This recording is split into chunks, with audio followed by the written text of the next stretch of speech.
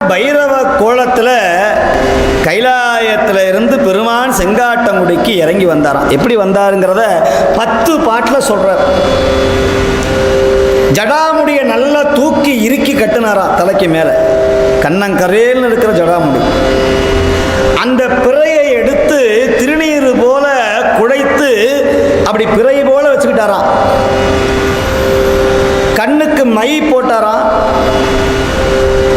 நல்ல ஜடாமுடிய தாடியோடு அப்படி திரும்பி விட்டு சங்குனால செய்த குடையை காதலே மாட்டிக்கொண்டாராம்.